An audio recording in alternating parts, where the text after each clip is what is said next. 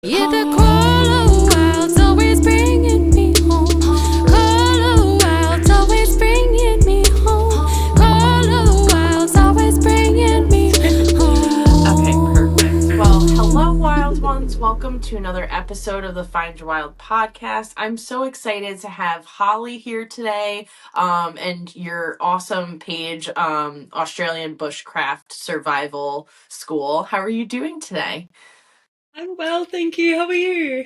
I'm doing good. Thank you so much for taking the time to meet with me. Now, you are all the way across the world, at least for me, in Australia. So I'm so glad that we had this perfect time to meet and connect together. Absolutely. No, thank you so much for having me. Hello, buddy. Hi, Mr. Pickles. Come out. Oh my gosh, how cute is he? He's He's a your bit, buddy, right? yeah, center of attention though. He can't give anything to me, so here he is. Well, it's very nice to have both of you on. I'm so excited to chat with you both. For people that don't know who you are, maybe just give like a little description into your page and like what you teach and focus on. Of course. So yeah, I teach bushcraft and survival skills in Australia. I predominantly work with like kids and backpackers and, locals as well, just anyone willing to learn. So everything you see in survival shows like Alone and Naked and Afraid, like that's what I teach in real life. So the way I do it, I think I have a really unique approach. I just make it fun. I love to do things like in a way that's like, funny and uplifting and empowering. So I've got quite a unique take on it, but that's just what I do pretty much. Run around in the bush all day and throw spears and make fires and just have a lot of fun with it. I love that. Just like our ancient ancestors used to do. Pretty much. But yeah, you have a more yeah, I just feel like it's really awesome what you do, and I'm so excited to learn more about it. So I guess to start off, is there a difference between calling it bushcraft and just like survival skills, or is it just like another way to say like survival skills with bushcraft? Yeah, absolutely. So there is a crossover. So bush survival is always your fundamentals. So that's things we're focusing on, like how to find water to stay alive and, lighting a fire out of a necessity and using your signals to be able to get help. So your real fundamental basis, where bushcraft is things like making a wooden spoon to eat or making a bowl or making a trap. So these things do cross over because you do have to eat to survive, but you've got to have the bush skills to be able to build the things you need to survive. And Right. then we've got the term rewilding as well, which is somewhere in the middle. So it can get a little bit confusing, but I do intercross the terms because they do cross over and both are really important in what I do.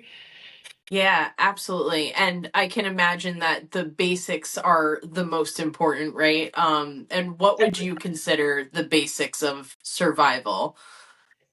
Yeah, so I always bring people back to your rules of three, like, things like having an awareness of the situation that you're in, exposure, so being able to keep yourself warm, dressing properly when you go out, and then you're looking at things like water, like something like food and food procurement is so low on the list of priorities. It's still like, it's the first thing everyone thinks of because we're so food driven.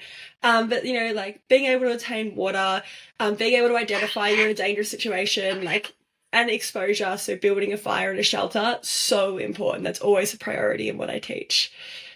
Yeah, that's really cool. Now, have you done any like other survival? Have you like ever traveled outside of the country to do survival, or you just stayed in Australia? I have done a little bit, but it's actually releasing next year, so I can't really speak about it now. No Um, worries. but predominantly, like what I've shared, it's all mainly in Australia. And no, it's been so much fun because we've got like so many different ecosystems here to work with, and I've traveled all over the country doing it. So I've been very lucky with the exposure I've had to different environments. Yeah, that's the cool thing about Australia too, that I think people don't necessarily realize is how many different environments there are, right? So like you're gonna need a bunch of different skills for all of those different places.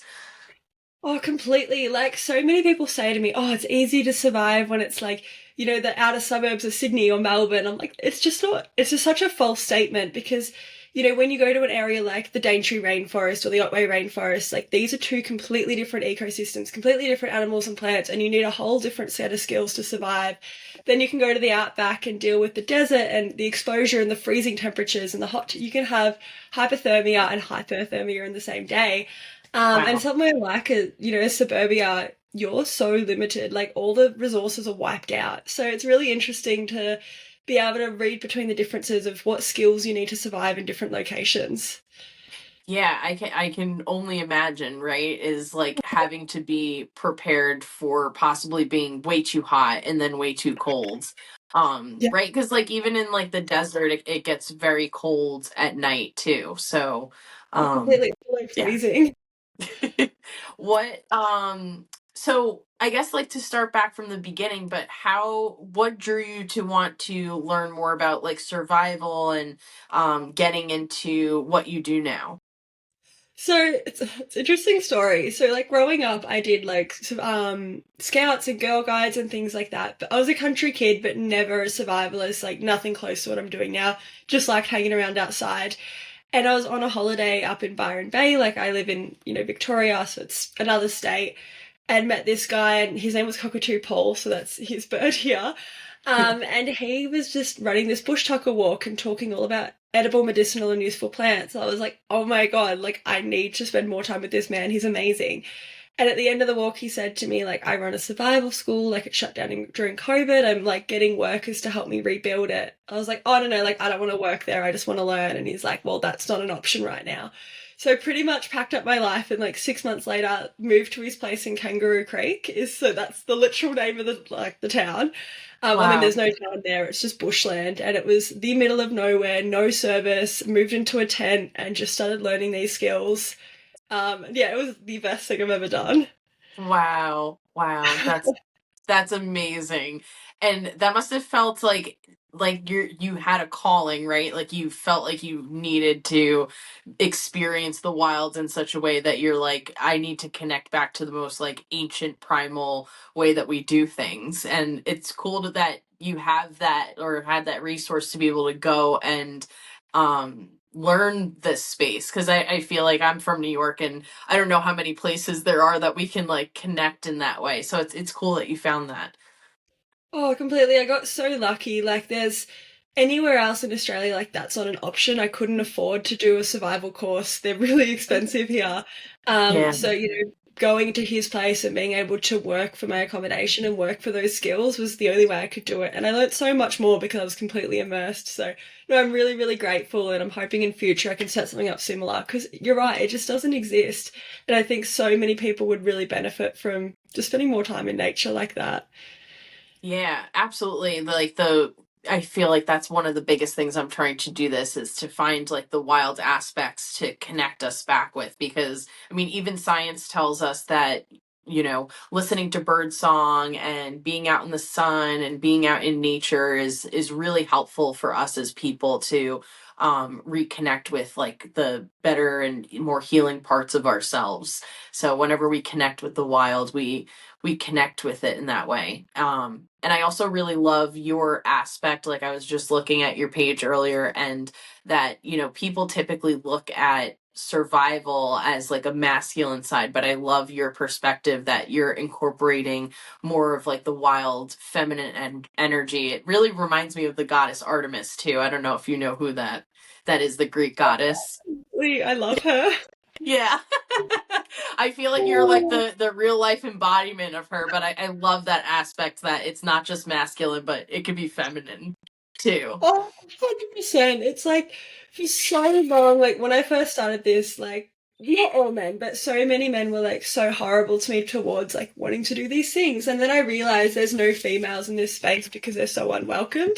So being able to be like almost like hyper feminine in a way to be like, you know what, you can make baskets and you can do like the foraging and the traditional, almost like witchy kind of style, Yeah. like girly pop things that a lot of females are naturally drawn to. But you can also learn to like throw a spear and catch fish. Like there is actually no discrimination here. Like, I'm just creating that welcoming space. And since I've done that, like, it's so many people I think have stepped into this space that previously would never have been felt welcome to. So just over here, like, creating my own little corner, because it's, you know, I just don't have time for people who are going to discriminate based on a gender. It's ridiculous. So having fun with it for sure.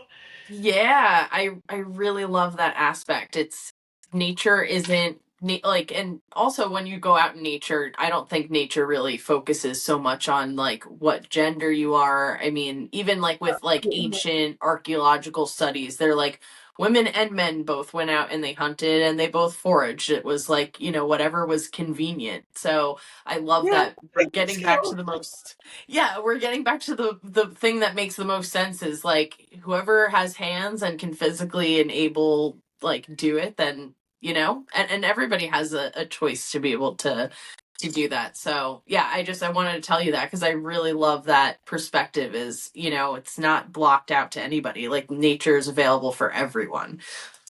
definitely. It's such an important message. Yeah. Yeah, I really love that. And you also do some other really cool stuff. You do like you were just mentioning, but like the spear throwing, the you do fire spinning as well. I love all of those things. Those are so cool. Do you make your own spears or anything like that? Yeah, absolutely. So the spears, that was one of those ones, like, I grew up doing javelin and like really was drawn to that. And Paul Mm. never did archery because so this is my late partner who trained me. When Mm. he was learning bushcraft and survival, he learned out on country with mob, with Indigenous people of Australia.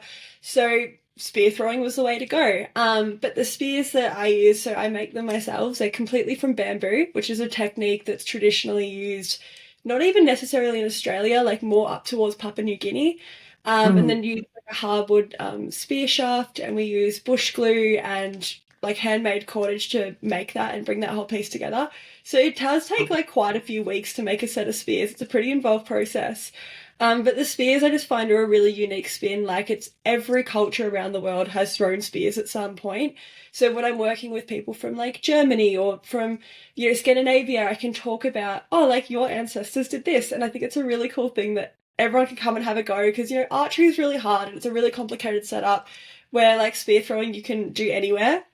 And the fire Yeah. spinning's another similar story. Like, when I was living in Byron Bay, it's like the hippie fire spinning capital of Australia. So it's just something that's like, you know, we're going to make the fire and then we're going to learn how to spin it. Like, it brings another unique element that I just haven't really seen in the bush survival industry. So I'm just trying to make things a bit different and take things to the next level. Yeah, I think that's so cool.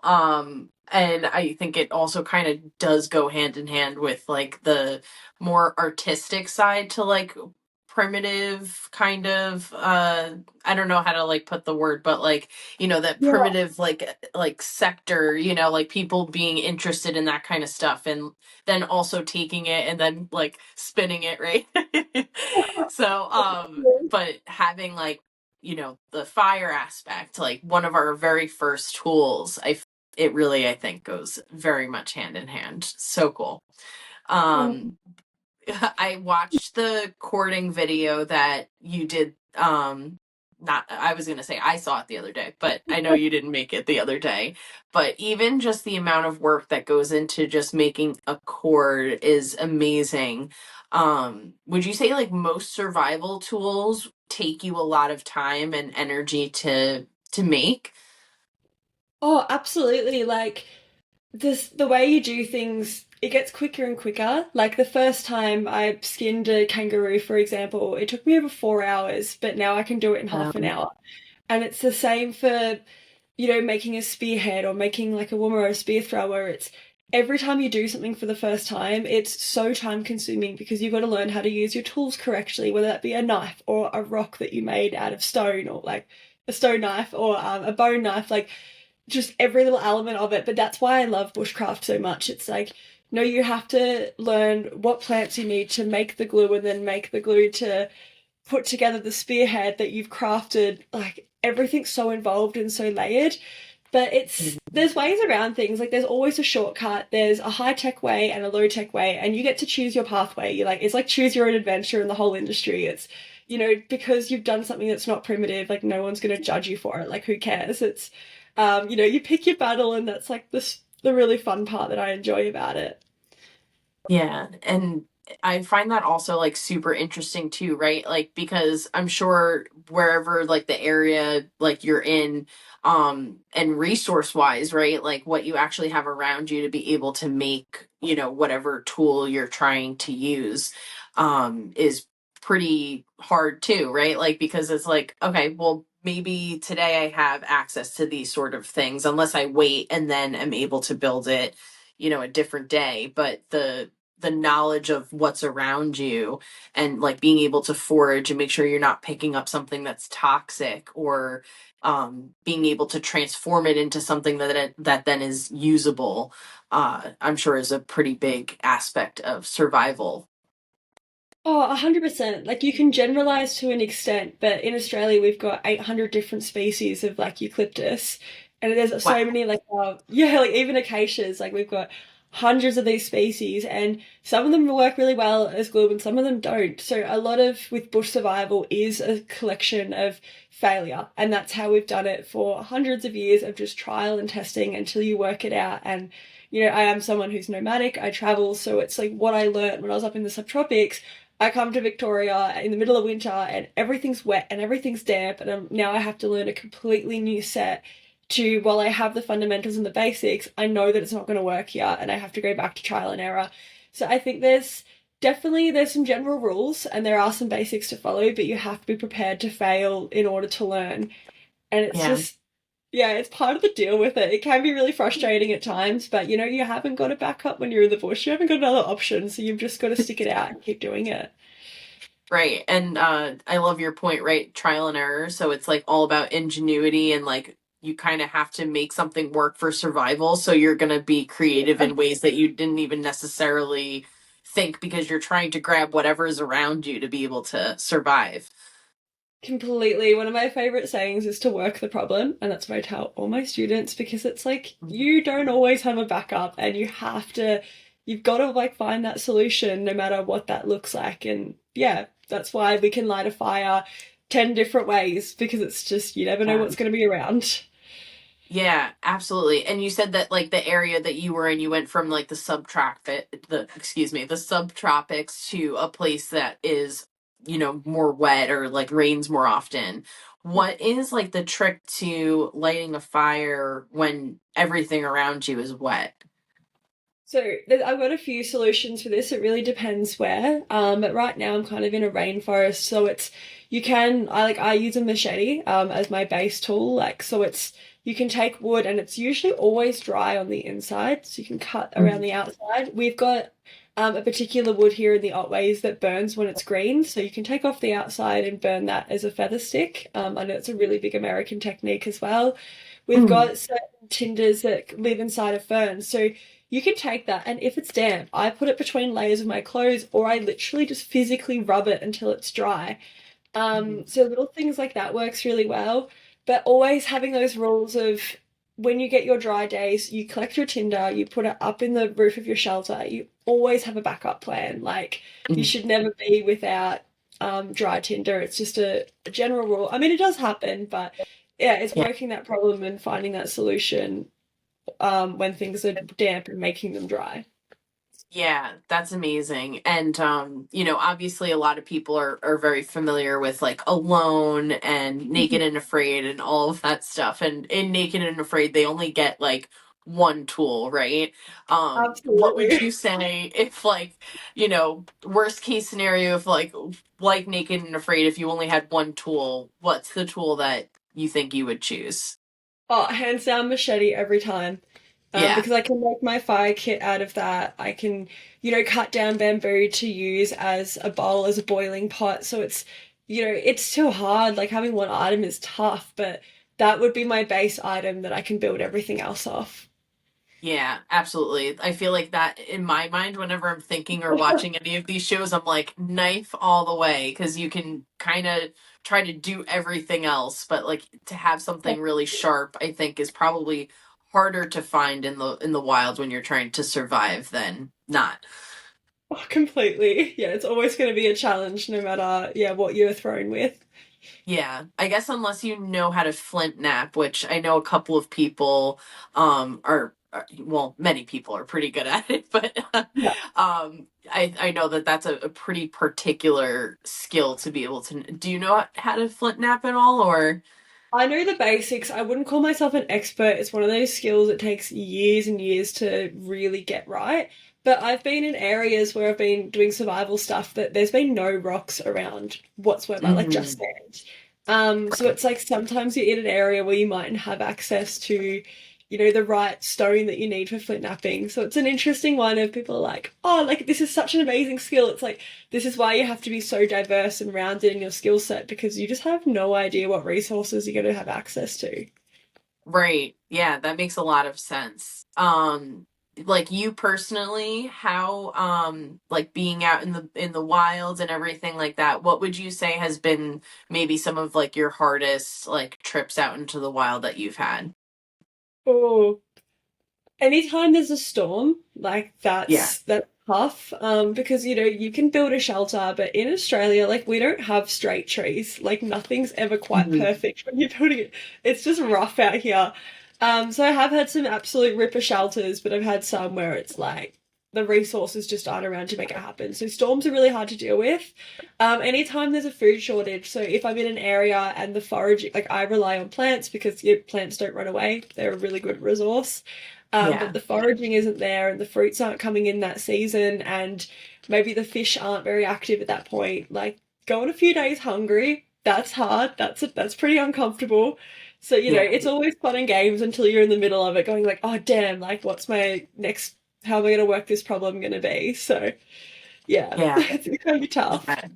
And it's like I love the saying like we're always learning, right? Like and Oh, especially in that type completely. of a setting, like I feel like you can never stop like reinventing and learning more, which I think is amazing. You're the youngest survival teacher in Australia? I'm not sure about teacher, but definitely so school owner. School So owner. yeah. Yeah. That's Yeah, yeah. amazing, first of all. So like congratulations. Thank you. A lot Yeah, of no. like hard work. Yeah, right? Oh, completely. It's like, it's one thing to learn the skills, but to be able to have the business skills and the setup and like running a survival school's hard. Like it's unless you've got a dedicated property, like I have to know like all the permits and the legalities and everything to work through as I'm traveling around teaching these skills. So it's been quite a learning curve to learn everything that I need on the back end. But I've had so much fun on my journey and I'm yeah, so excited to be doing it. That's really cool. And I know you said you teach some of the basics. Like what are some of the things that like if someone was to come and do some of your courses, like what are some of the things that you teach them? So bush tucker and like foraging is probably one of my biggest ones. I'm studying to be a Mhm. naturopath as well, so I'm able to really bring in the science and the medicinal properties behind edible, medicinal, useful plants. It's always a staple. And then doing basic, so cordage making. So once people learn to make string, then I can teach them how to build a shelter and how to build a trap and how to build a snare and sandals or clothing. And, the tools from there really extend out.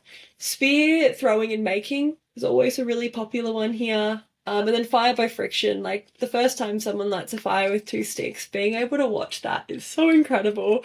And that's what really makes it worth it for me. So they're probably some of my fundamentals, but I do things like astronomy, navigation, like tracking. It's just honestly the list goes on and on. Like if someone wants to learn something, I'll go and learn those skills and make it happen for them.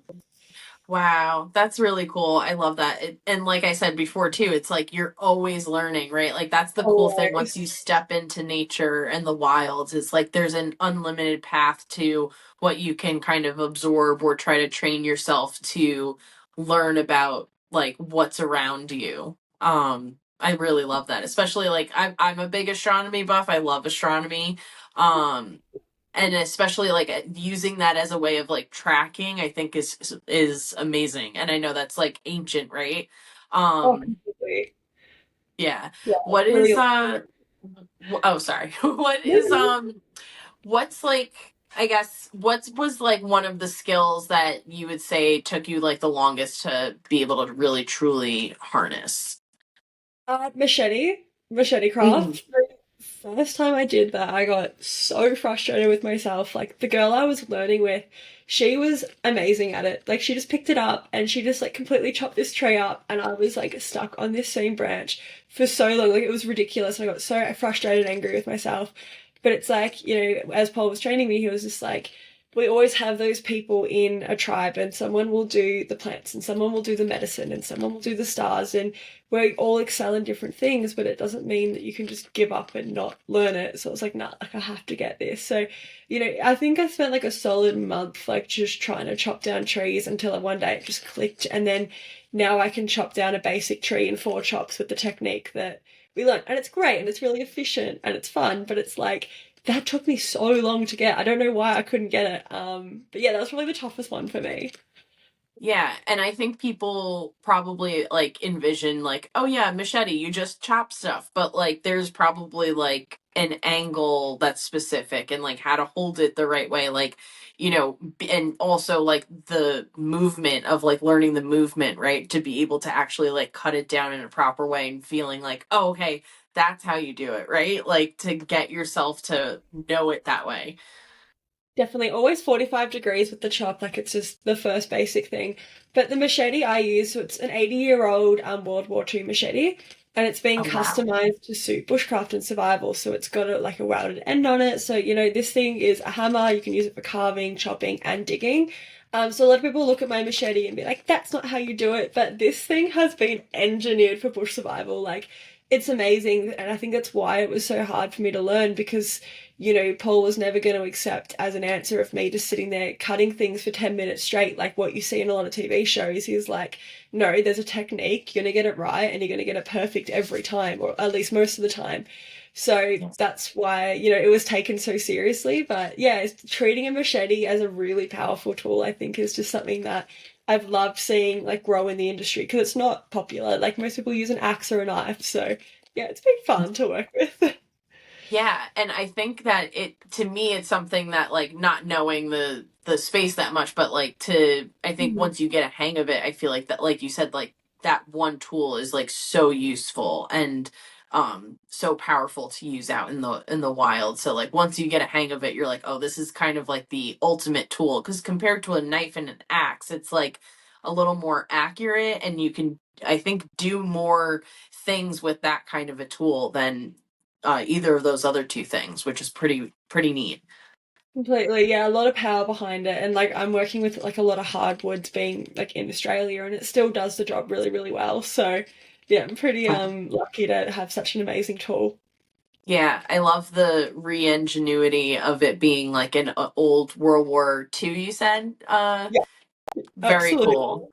Yeah, it'll Yeah. last my whole career. Like I'll never buy another machete, so I'm pretty lucky with it. Wow, that's amazing that it like, and I love like the recycled use of it and now it's going towards you using it in the wilds. Oh, completely. Yeah. And what you were saying before, so what is like the aspect of like hunting in Australia? Like, you said like hunting kangaroos. Now, for us, like I live in New York, our kangaroos are kind of basically just like the deer of Australia. Yeah. Yeah, so Australia has insanely strict hunting regulations and guidelines. So I don't do any hunting as a part of my school or a part of my social media presence. It's something that I just do, privately with permits with like for meat or anything like that. Right. A kangaroo is technically a native animal, so we're not allowed to hunt a kangaroo without a permit. The only time I've worked with kangaroos is if it's in roadkill, and that's in particular states. So every state has different rules. Some you're allowed to keep bones, some you can't. So it's a really, really tricky one to navigate, which is why I don't really teach anything online about hunting, because it's like, people will report you if they think you're in a different state, and it's very hard to navigate. But yeah, and then it's different rules as well. So, like, if you're Indigenous, for example, and you have permission from your elder, you're allowed to hunt with spears where nobody else can. Mm, So things I think are just very complicated. So I just simplify it by going like, you know, if you want to skin an animal, let's do something like a roadkill rabbit, because it's like, mm, it's ethical, it's already there, it would be a waste otherwise, and you still get the skill. So it's a really tricky one to navigate, and I want to do the right yeah. thing always. So just Maybe if it's something that when I'm overseas, I might look into a bit more. But right now in Australia, it's very limiting with hunting. Yeah, I love that, obviously like you have to, do the right thing, right? There's like that aspect Completely. of like making sure you're ethical, but I love the aspect of like you're not limited on how many different resources like and teachings you can teach other people, and then as well as just like they're still getting that skill set even if it's something from like roadkill, and you're still, I don't know, that animal isn't going to waste. I feel like I really love that aspect and appreciate that in what you're doing. Absolutely. I was vegan for like 5 years before I got into this. So like animal welfare and Wow. ethics is so important to me. So yeah, always a priority. Yeah, absolutely. And, making sure to have like those resources and I know you tan the hides as well. So like maybe Yeah, you can explain a little bit more about like that type of process. absolutely. Yeah, so hide tanning, um, I actually find learning from American homesteaders is they just have it nailed. Like they're so good at it. Mm, Um, so there's multiple different ways you can do it. So with the tanning, usually I'll like every time I've always gotten it from roadkill. The hide has to be, super fresh. If the hair's falling out or anything like that, it's not going to work. It's always just a chemistry balance on making sure the hair mm, doesn't rot out. But when I get the hide, I skin it. You got to flesh it, so getting all the membrane and the muscles and the mucus off and things like that.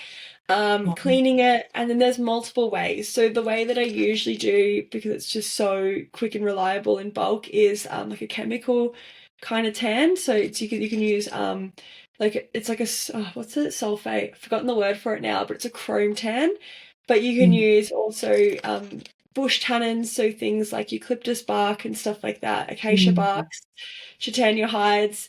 I've done hide tanning using egg yolks and brains as well, which is like it's a pretty messy process, but does the job. And then Yeah. fish skin, making leather out of that as well. So it's like Mm. tanning and hides are one of those skills like I know I'm going to be doing learning the basics for the next 15, 20 years. Like there is so much to it, and it's like such an amazing skill because you can preserve that animal for years and years and years and get so much use out of it. So it's something that Yeah. I've really enjoyed learning, but it's a big learning curve. There's a lot to cover. Yeah, I mean, I can imagine even in just like that one thing alone, how many different aspects and things. And then you're talking about chemical and Oh trying yeah. to put that all together. That's definitely a lot. And even with like the resources, like you're wonderfully using roadkill, but I don't know, like hopefully it's not that often that you find roadkill. I don't know how bad it is in Australia, but Some you areas know. are worse than others. When I've done it, I've literally done like 10-hour road trips where I'll just get in my car and drive to the outback, and then pick up animals on the way. So you have to do it really early in the morning, and then I'll do like 4 hides in one day. So it's like I make a day out of that kind of thing.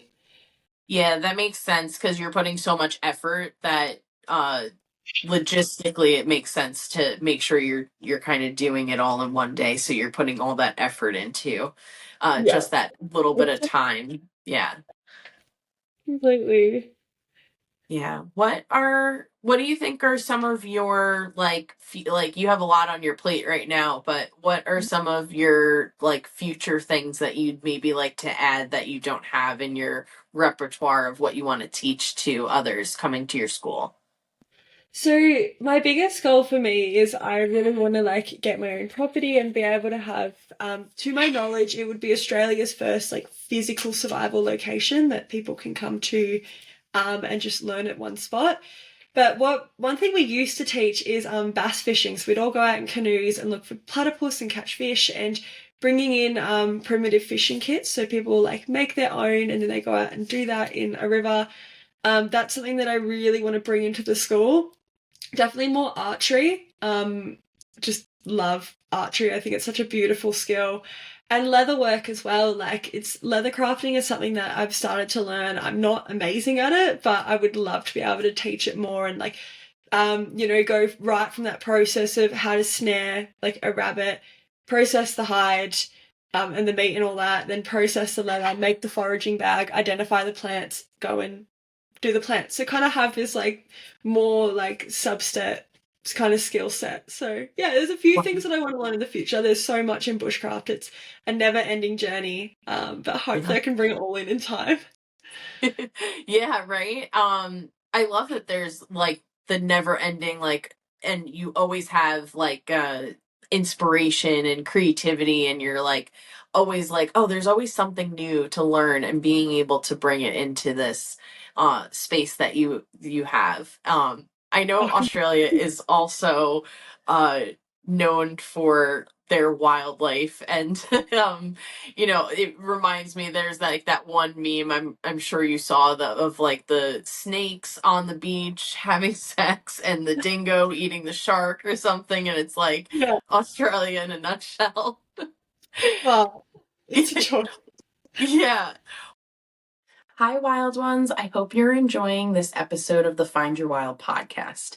This episode is sponsored by my clothing brand, FemmeSauvage, and you can find a discount code and link in the description. So check it out. We have a lot of amazing designs, and $5 of the proceeds goes to different charities. So please feel free to check it out and enjoy the rest of the episode. Thanks so much. What have been some of like your like most memorable wildlife encounters that you think you've had? Um, Probably when I was up in the Daintree, I did come across a couple of cassowaries. So they're pretty special. They're pretty rare to see. Oh, So cool. that one was special. Definitely crocodiles. Like there's a river crossing you can go to in the territory, and there's like 15 of them just sitting there looking at you. Um, that was an awesome time, like traveling through there and seeing all that. But I think like when I used to live in the bush, oh, pickles, and like there was kangaroos, like you'd literally wake up and look out of your tent and there'd just be a herd of kangaroos there, and that would happen every single day. So kind of like having that, I think like going kangaroos and wallabies will always be like some of my favorite like wildlife encounters that I've had. Yeah. Oh, that's so amazing. I would love a bucket list trip, but I would love to be able to go to Australia one day and hopefully take one of your classes, because that Oh my seems god, I'd love to hug amazing. you.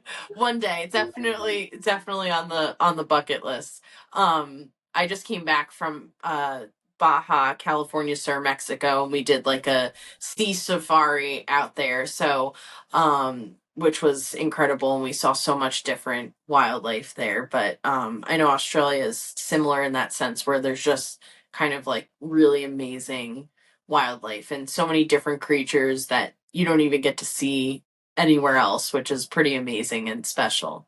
Absolutely, yeah. I feel very lucky to be able to see like so much of what I've seen so far. Yeah. Now, have you traveled like to every spot in Australia pretty much, or is there some stuff that's still yet to be explored for you? Some spots still left to explore for sure. So South Australia, WA, like that kind of middle of nowhere spot. I haven't done much of that. Like I've done the East Coast quite a lot, but it's going there with a new lens as well. Like some of the spots that I've been to, like Tasmania and the Northern Territory and that, I've gone there, but not with the perspective and the knowledge that I have now. So going back with this interest that I have in plants and survival and being able to go look for fossils and bones and study the area is completely different. So I'm always going back to places that I've been to, but WA and Northern Territory is definitely like next on my list of where I want to travel and hang out and spend a lot of time.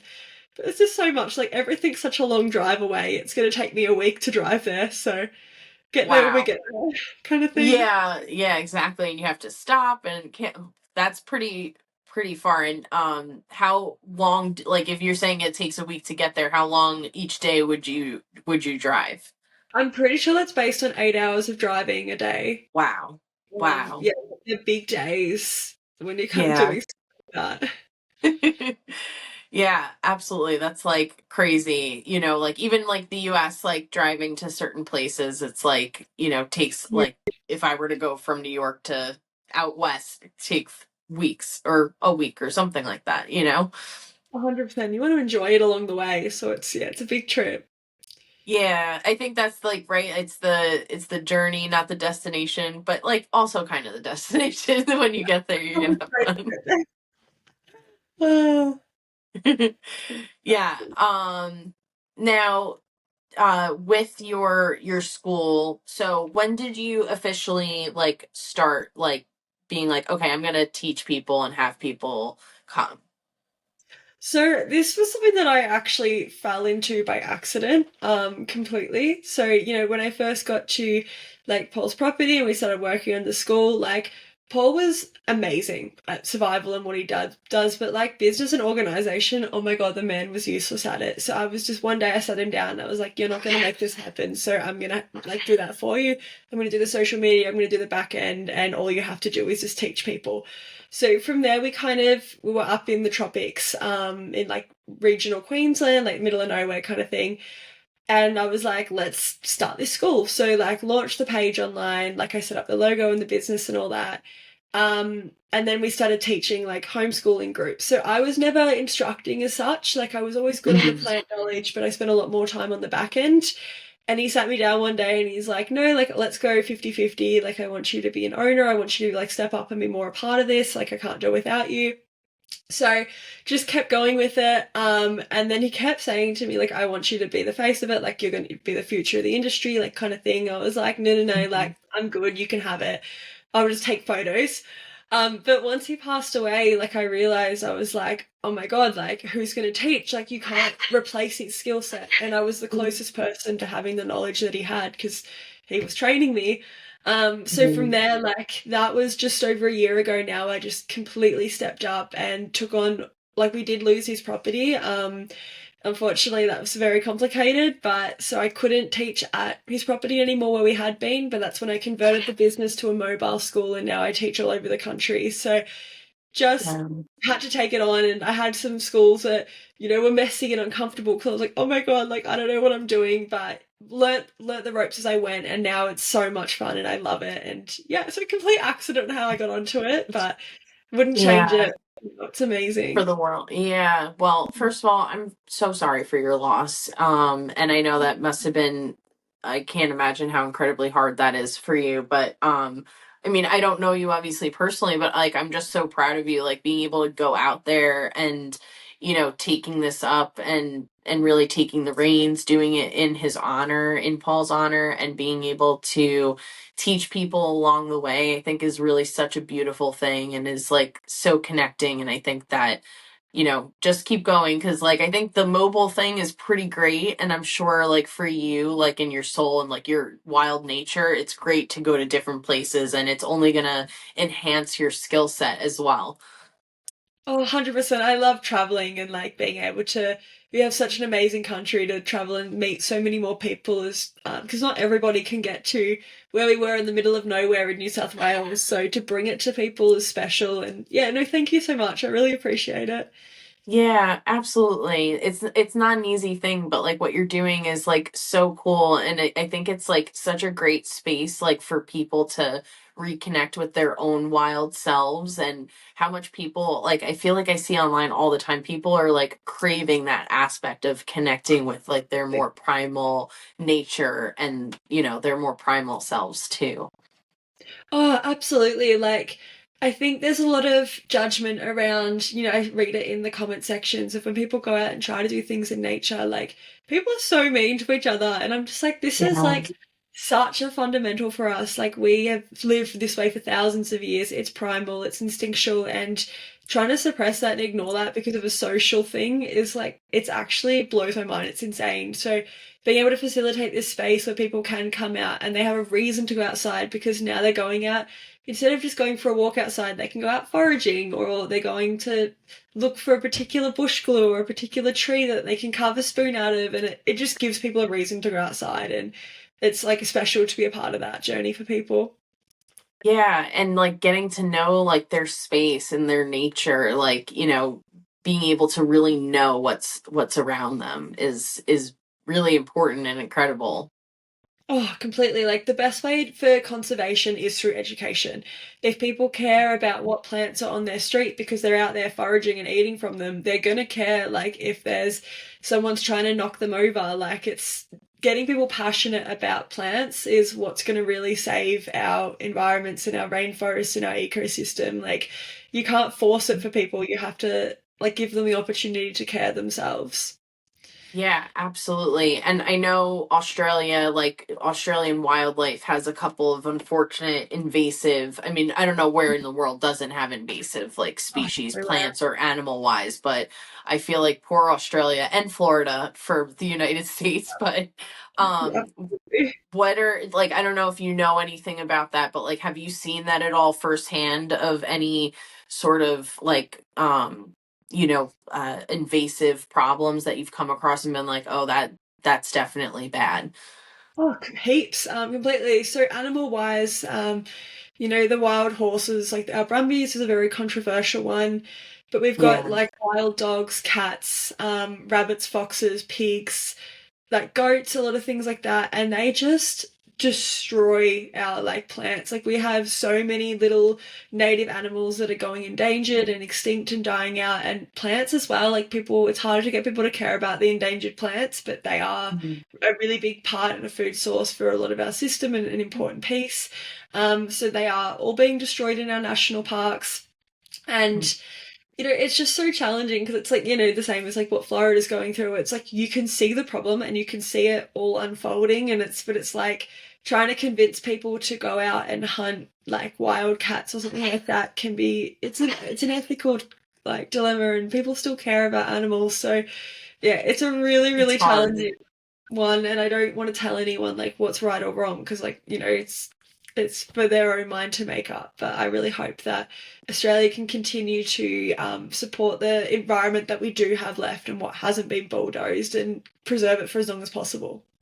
Yeah, absolutely. I mean, those plants are important. I don't think people realize like how much like interconnectedness and like when you disrupt the balance of like one plant, how much that affects the whole chain that's in the ecosystem. I think I read somewhere once where like there's like a species of insect that feeds off of like or lives on like a dead like a turtle shell or something like that. I don't know where that is in the world, but I saw it online somewhere the other day and I was like that is like so fascinating. So like even like for people that are like, you know, like out like that a little tiny insect relies on that one source. Like that's how they live and survive and breathe and like that one little piece is affected. Like that insect is the food source for something else and the whole chain can get like affected. So but I think that's why I really love what you're doing too and getting people to care cuz right that's the biggest thing, right? If they don't know, they're not going to care. So being able to get people active and involved and being like, well, it's kind of cool. You can do this and this and this with this kind of plant and it's like, "Oh, I didn't even realize that." And so when you learn what's around you, like, oh, I know that there's this one like by me, like there's like these couple of birds that hang out in my backyard and I'm always thinking like, oh, if I don't see them at this time, like what's happening? Like Oh, you yeah. start to learn the environment a little bit more around you and getting people to care is always the hardest part. Oh, definitely. And being able to do it in a way that's, fun, and like just being able to care about their own backyard, like it can make a massive difference for, the bigger picture, but also mental health. Like, the more time you spend out in nature, like that's a huge impact for that one person. And so yeah, it does make a big difference. It all helps. Yeah. Is there any like particular stories of like people that you've helped teach that like you can share that have like really inspired you? Oh, probably. I would say the people who came to Kangaroo Creek, so where I was like with Paul, it's called woofing. So it's when they would come and volunteer, and then in exchange they'd have like accommodation and they'd learn survival skills. It was like kind of an arrangement like that. But every single person who came, like, we had people come to detox, we had people who had just been cheated on and needed to like come and heal and that kind of thing. All of those people who came to us left completely different. And like, I got to watch this process over and over again of what happens when someone goes into the bush. They completely disconnect. They've got no phone reception, no service. They're using an outdoor kitchen. They're using water from a local river source and natural food sources. And like the difference is phenomenal. And it's like why I think why a lot of our problems in society are so prevalent are because it's like all the distractions and everything that we have. But to watch what happens on the flip side, which not many people have had the opportunity to witness, is incredible. But I'm just trying to think, I don't want to like share anyone's really personal information. Yeah. No, Um, that's okay. I feel like yeah, that's so beautiful. but it's so amazing to watch, and I feel so lucky to witness that. But those small, if you ever get the opportunity to go out in nature and just to be in the bush somewhere, like please take it. Like what it's going to do for you, you're not even going to realize the effects until you leave that environment.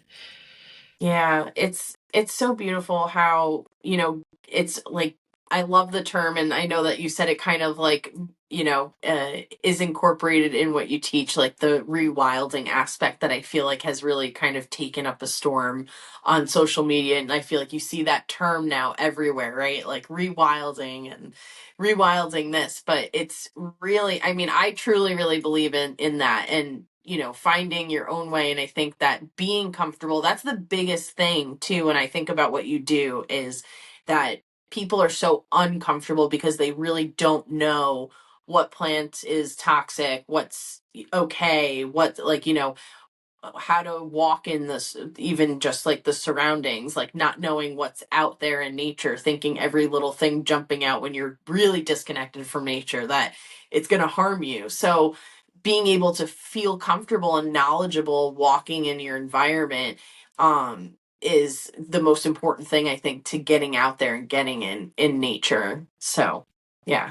Oh, definitely. Like even the way we run the schools, the what I see with a lot of schools is it's like, which people love, that's what they sign up for, is you get to like all your bathrooms are a hole in the ground and you don't get a shower, and there's like the water you've got to go and cart up and drag and all this stuff, and like that's fine, that's totally cool, it's a normal way to do a survival school.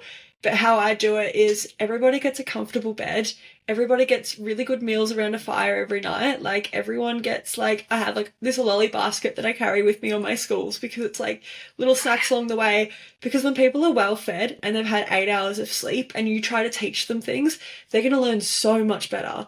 Like that comfort is so important. So it's like at a fundamental level with the majority of my schools, I'm always like, what do you need to step out into this big scary nature environment? Like if it's a bed and some food and that's what it's going to take for you to come out and want to learn about these skills, then that's amazing, because the next time they go out, they're not as worried about like their food and having a good night's sleep, because they've actually know how to do the skills. They don't have to use every bit of brain power to think about it.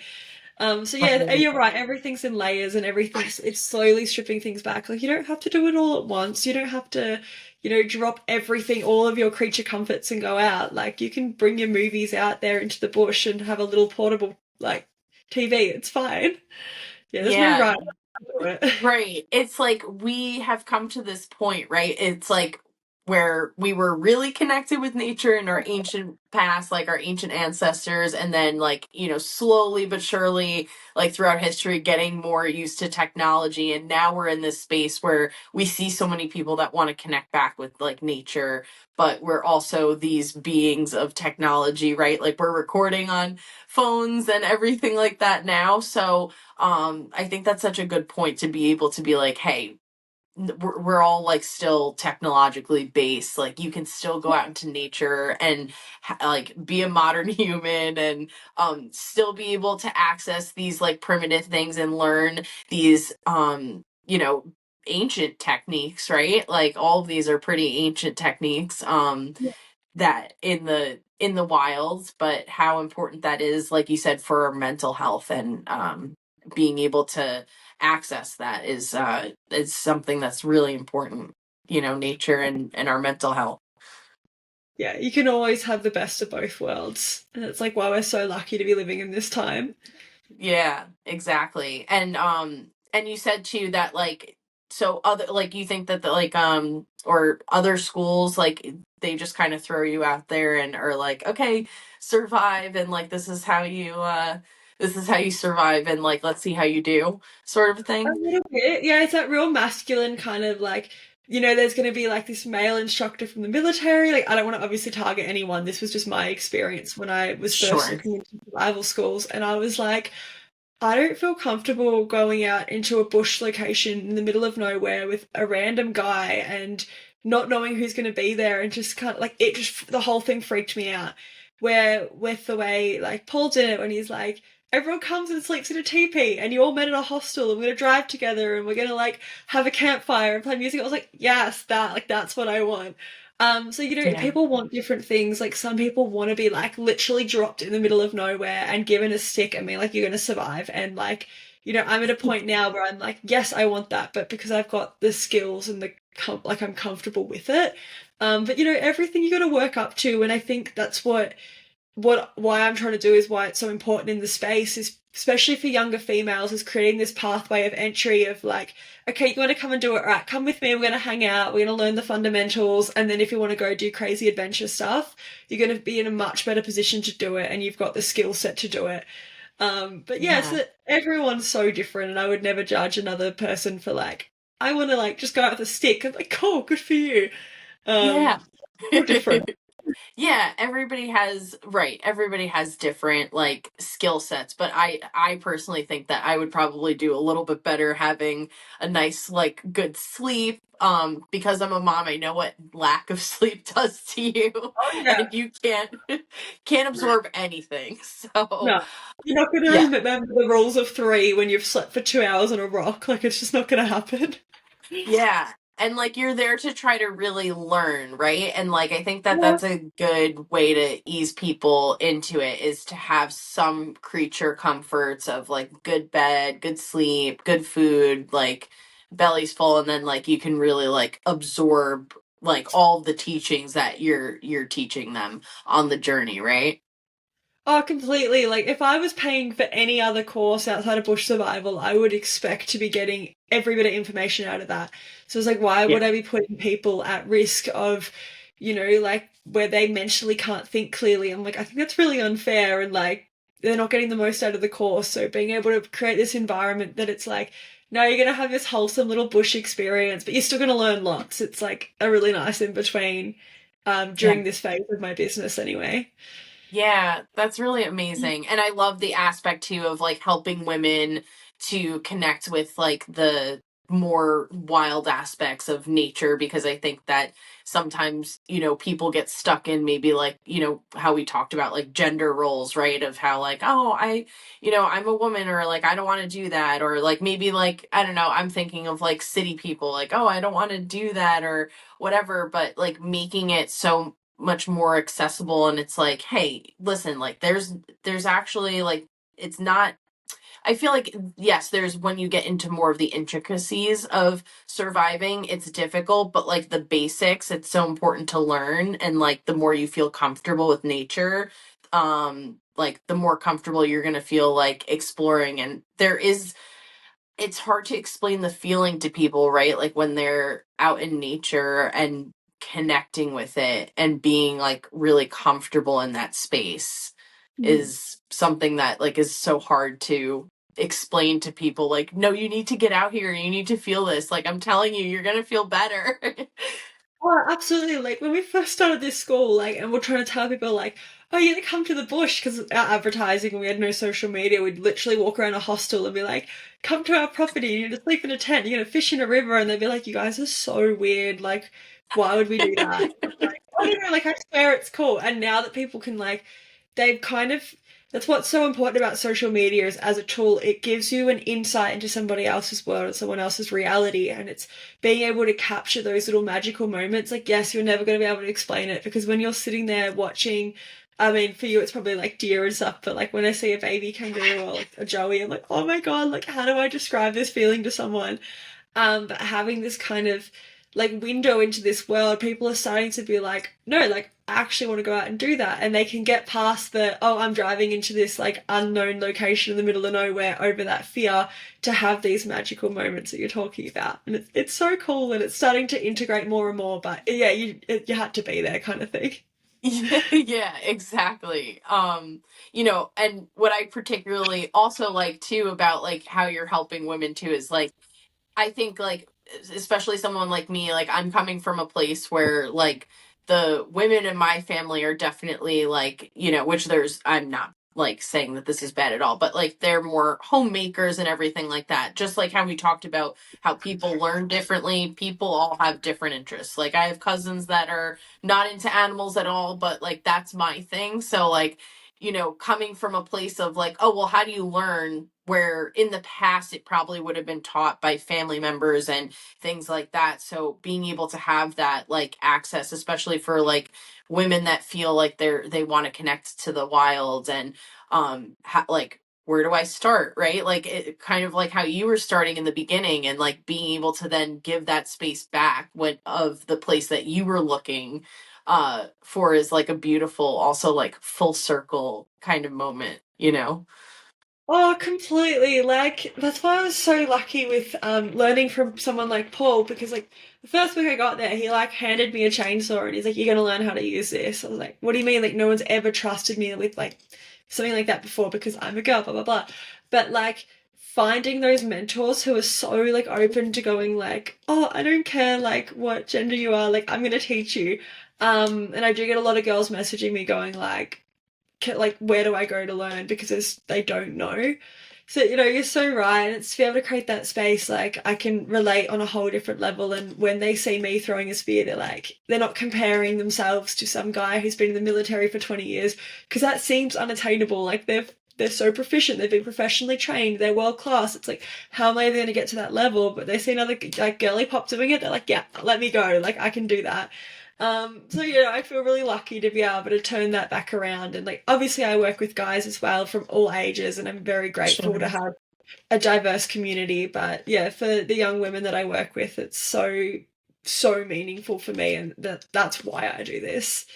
Yeah, and you know, to me, like, and I was like, again, watching some of your videos, and like, one of the other things that really spoke to me too about like what you teach in your page is like, you know, self-confidence too, like being able to go and like, you know, you've done something and it's like all on you that you've accomplished something and being able to pass that type of confidence on to other people is really special. Like, I know you were talking about, in one of your posts, like having imposter syndrome, which is something I feel like I definitely struggle with as well. And I feel like I've talked to a couple of people in my DMs that have struggled with that as well. How do you feel like you've maybe like gotten over that, or how did you deal with that at the time, like trying to get over that hump? Because I think it is unfortunately for like a lot of women out there in particular. I'm not saying that men can't suffer from that, obviously, too, but like just from my experience and your experience, like how do you get over that big hump, you know? Imposter syndrome it's something I think that's going to be an ongoing thing for me. Like it's so challenging because it's like I'm such a perfectionist in my nature. I'm just like, oh, I haven't done enough, but then I'm exhausted because I've done too much. And it's like this constant kind of battle that so many of us ourselves finding, you know, we're just on that pathway and it's really frustrating. But I think being really, for me, like leading with that and being like open about like this is what I struggle with as I'm going through my business and my bushcraft, and people are connecting with me on that and they're like that's how they're finding me, like that's how they relate to me, and it's worked in my favor by literally just being honest about it and putting it out there. And then it helps me to recognize and step back, because when I say to my friends like, oh, I just feel like I'm not doing enough, they're like, no, like you yourself have said the reason why, so I can kind of stay accountable with it. But I think the best thing that people can do is to literally just acknowledge it, like be aware, write it down. And then I'm always about spinning things, like making them empowering. It's like, okay, I'm a perfectionist, but I'm going to celebrate my win at 80% because that way I know that it's still going to come to life. Like, especially when I was with Paul running this page, so many of the things that we spoke about never happened because between us, we were both perfectionists, and Mhm. it never happened. But the moment that like I took it on fully, I was like, I'm going to put something out there if it's not perfect. And then all of a sudden things started taking off because despite the fact in my eyes it wasn't perfect, it was resonating with people and it was having an impact and making a difference, even though I couldn't see it at the time.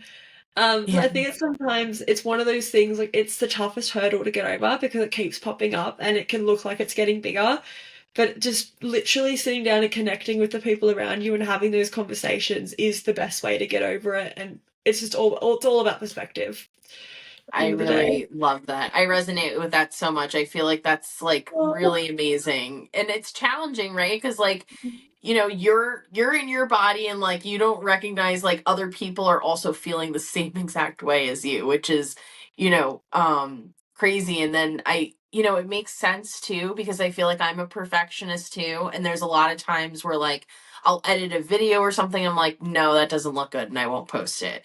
So I think that like that makes a lot of sense that was like a big key of like also like recognizing it, right? Like of letting go of the perfection and just being like, you know what? I'm just here to also connect and show people. And like the more you push that connection, um, like it just showcased, right? So many people reached out to you and everything like that. And it's inspiring to keep going, right? Like to make sure you're like, oh, okay, you know what? Actually other people feel this way. They're connecting, they're resonating with this message. Like, and this wasn't even at 100%. It doesn't always have to be at 100%, you know? completely. Like the biggest growth I've had on my page has come through negative comments and when I've made mistakes of people correcting me. And I always find that I've made it part of my brand now. I'll intentionally weave in things that are like inconsistency, not perfect stuff because it reiterates my point. But always having that memory of like, for me, I grew because of people trying to prove me wrong. And then all of a sudden I connected to my audience that I was like, that I was meant to be with and that who resonate with what I do. And where I was actually able to share the message of like, not just put the content out there, like just do the thing that you're scared to do. And it doesn't get easier, but you get better at it and better at dealing with it and better at, believing in yourself. So you're right, like it's a lifelong journey and it's something that people continually have to work at, but just got to keep going with it sometimes. Yeah, and I think it helps hearing from other people, like other women especially, like and on Mhm. how they deal with that. And I like that. I think just being able to be like, you know what? I've put in a decent amount of effort into this, like a solid amount of effort. It wasn't something I did really quick or like I mean, this is like in reference to like, Yeah. an Instagram post or something. Um, but like let's just put it out there and see. Yeah. And yeah, like you never know. And like maybe like you find a better way like that actually works. And I'm sure that also relates to what you do in bushcraft. Like, oh, you know what? I did it differently this time, but actually that works out a little bit better. It skips a step that I didn't need or however you find yourself along the way. Completely. Like something I always share in my schools and is if you know a better way of doing something, like tell me because I want to be doing it that way. I don't want to be the person doing it the slow way. Like I really care about efficiency and improving and doing things better. So yeah, it's just like you never know like when the next big solution's going to be around the corner, but it's like just always being open to like okay, no, like I can work this out. I can make this a better outcome and trusting yourself in that. Yeah. Yeah, I think that's like a great lesson. And yeah, I think that there's like so many things that especially about your story that are so beautiful that intertwine and like constantly learning like the lessons like of even with social media how that relates to your bushcraft and your survival skills and vice versa.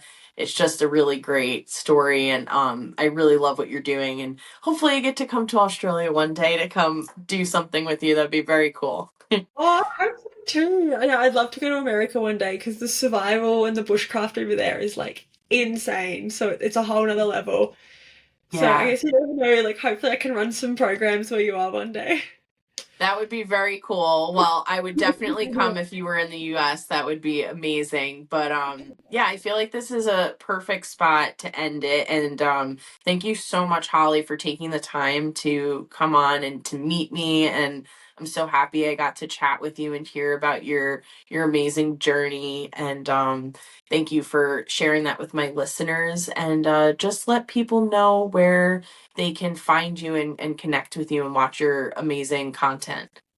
Of course. So thank you so much for having me. Like, I love what you're doing with your podcast. It's so important to have these conversations. If you want to see more of the Australian Bush Survival School and what I'm doing, So on Instagram, it's like aus.bush.survival.school. So aus.bush.survival.school. And then on TikTok, we've got Bush Chicken Pickle. So my cockatoo that was, you probably can hear chewing his nails right now. He has his own little TikTok page, and I just share his adventures and try to weave in some survival content in there here and there. But yeah, that's pretty much it. People can email me if they want to work with me, or like I can do like things online, or if you're in Australia, in person's obviously amazing. But no, that's pretty much it.